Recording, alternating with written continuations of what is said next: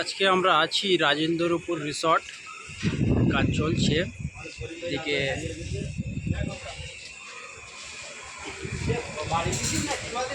এদিকে কাটি কাবাব,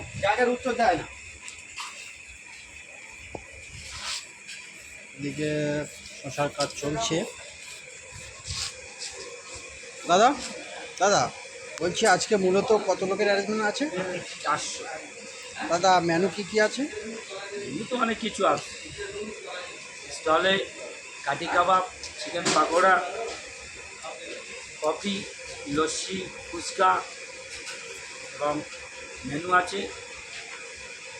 fried rice ভাত হবে, সাদা ভাত হবে, তারপরে মাথা দিয়ে ডাল, আলুর চিপস, মশলা বেগুন, তারপর কাঠি কাবাব আছে, দই কাতলা আছে, দই পটল আছে, মাটন আছে, বাদ্দা আছে, চাটনি আছে, সালাদ আছে, পাঁপড় আছে, মিষ্টি, কালাকাঁদ, দই আর কোল্ড ড্রিঙ্কস।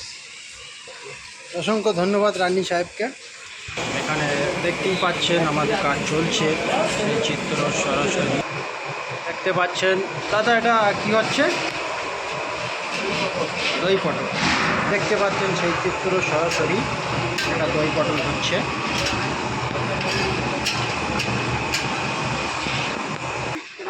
বৃষ্টিটাও হচ্ছে, ওয়েদার খুবই খারাপ অবস্থা।